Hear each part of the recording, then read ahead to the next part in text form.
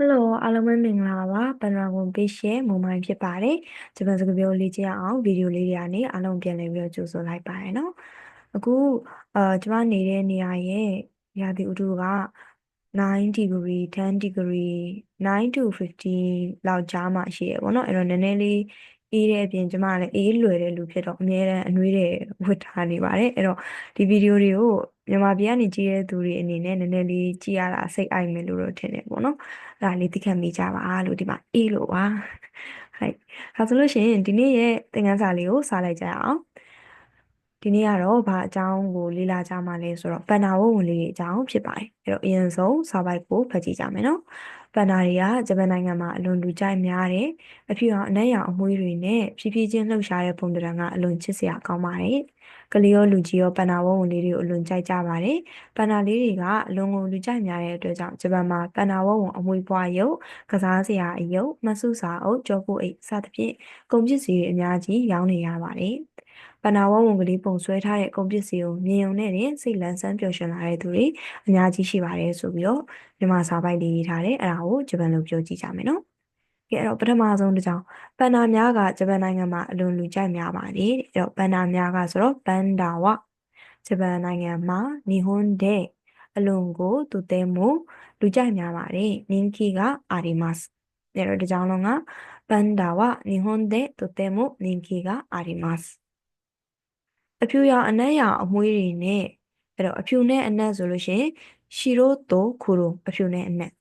အမွှေးကိုခဲလို့ပြောတယ်အဲ့တော့အဖြူရောင်အနက်ရောင်အမွှေးဆိုတာကိုဂျားထဲမှာရဲ့ဆိုတာလေးခံပြီးပြောပြရပါတယ်အဖြူနဲ့အနက်ရဲ့အမွှေးဆိုတော့ပြောရတာပေါ့နော်ရှီရိုတိုခူရိုနောခဲတွေ့တွေ့တို့ဆိုလို့ရှိရင်ရအောင်သုံးပါတယ်အဲ့တော့ရှီရိုတိုခူရိုနောခဲရဖြည်းဖြည်းချင်းယုခူရီတိုလှုပ်ရှားတဲ့ပုံသဏ္ဍာန်လှုပ်ရှားတာကဥကိုခိမတ်လှုပ်ရှားတဲ့ပုံသဏ္ဍာန်လို့ပြောချင်းကြီးလျှော့ဖောင်ပြောလိုက်မယ်ဥကိုခုယောစုဘောနော်ပုံသဏ္ဍာန်ဆိုတော့ယောစုကအလွန်ကိုとてもချစ်စရာကောင်းပါတယ်ခါဝါရီですအဲ့တော့ဒီကြောင်းလုံးဘယ်လိုဖြစ်မှာလဲシロと黒の毛やゆっくりと動く様子がとても可愛いですဆိုပြီးတော့ဖြစ်ပါတယ်ကဲဆက်ကြည့်မယ်ဆိုရင်ကလေးရောလူကြီးရောပန္နာဝဝင်လေးတွေကိုအလွန်ကြိုက်ကြပါတယ်ကလေးရောကိုတို့မုံမို့လူကြီးရောအိုတိုနာမို့ပန္နာကိုကြိုက်ကြပါတယ်ပန္နာကဒါイスキですကဲဒါဆိုရင်ဒီသုံးချောင်းပြန်ပြီးတော့ပြောကြည့်ပါအောင်အတူတူဗီဒီယိုကြည့်ရင်လည်းလိုက်ပြောကြည့်နော်ပန္နာတွေကဂျပန်နိုင်ငံမှာအလွန်လူကြိုက်များပါတယ်ပန္နာは日本でとても人気がありますအဖြူရောင်အနက်ရောင်အမွှေးတွေနဲ့ဖြည်းဖြည်းချင်းလှုပ်ရှားတဲ့ပုံသဏ္ဍာန်ကအလွန်ချစ်စရာကောင်းပါတယ်白と黒の毛やゆっくりと動く様子がとても可愛いです。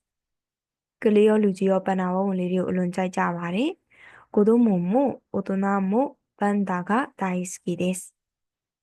ပြီးတော့ပန္နာလေးတွေကအလွန်လူကြိုက်များတဲ့အတွက်ကြောင့်ဒါကတော့အပေါ်သွားစာကြောင်းကိုပြန်ပြီးတော့ပြောရင်ရပါပြီ။ပန္ダは人気があるのでဟာမနော်ပန္ダは人気があるのでဂျပန်မှာ日本ではပန္ダဝဝအမွေပွားရုပ်ဒီချီလေးနဲ့လှုပ်ထားတဲ့အမွေပွားရုပ်ပေါ့နော်ဥမာအားဖြင့်ဒီလိုရုပ်ကလေးဒီလိုရုပ်ကလေးတွေကိုဘယ်လိုခေါ်လဲဆိုတော့နူယီကူရူမီလို့ခေါ်ပါတယ်နူယီကူရူမီလို့ခေါ်ပါတယ်နူယီကူရူမီရပြီးတော့ကစားစရာအယုတ်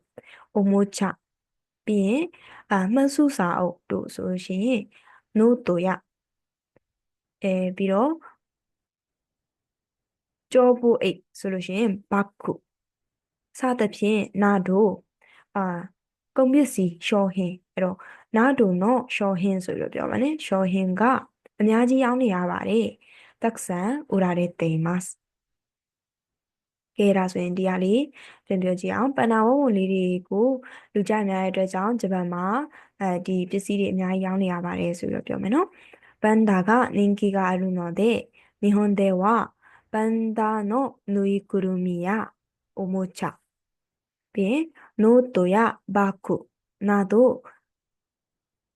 商品がたくさん売られています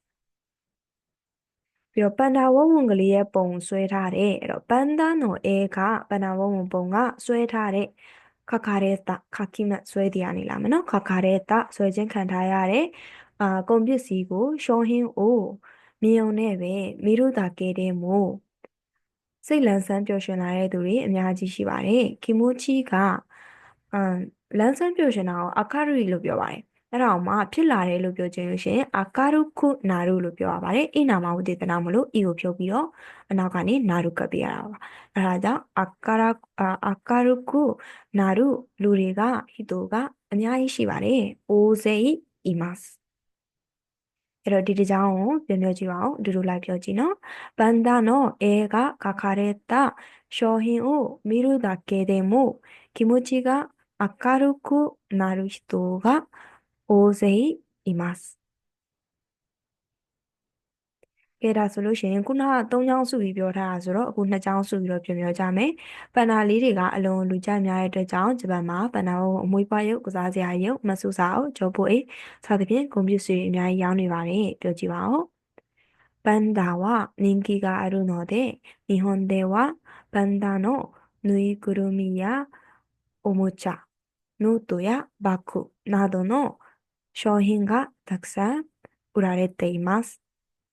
ပဏာဝုံကလေးပုံဆွဲထားတဲ့ကုန်ပစ္စည်းကိုမြင်ုံနဲ့စိတ်လန်းဆန်းပျော်ရွှင်လာတဲ့သူတွေအများကြီးရှိပါတယ်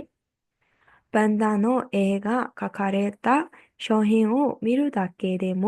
気持ちが明るくなる人が大勢います。ကဲဒါဆိုလို့ရှိရင်စာပိုက်ကလေးကို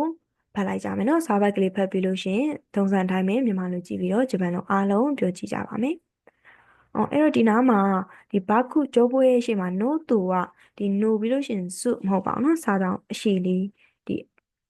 အတန်ဆွဲတဲ့တင်ဂီတာလေးထည့်ရမှာပါเนาะ no တူဖြစ်ပါမယ်ဒီဟာကစာလုံးပေါင်းမှားထားလို့ပါကဲဒါဆိုရင်ပြောကြည့်ရအောင်ပန်ダは日本でとても人気があります白と黒の毛やゆっくりと動く様子がとても可愛いです子供も大人もパンダが大好きです。パンダは人気があるので、日本ではパンダのぬいぐるみやおもちゃ、ノートやバッグなどの商品がたくさん売られています。パンダの絵が描かれた商品を見るだけでも気持ちが明るくなる人が大勢います。ကဲဒါဆိုလို့ရှိရင်ပြောကြည့်လို့ရမလားစရအောင်နော်ကဲပြောပါမယ်パンダは日本でとても人気があります白と黒の毛やゆっくりと動く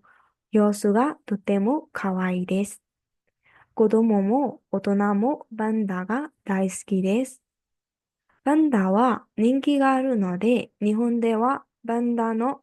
ぬいぐるみやおもちゃ、ノートやバッグなどの商品がたくさん売られています。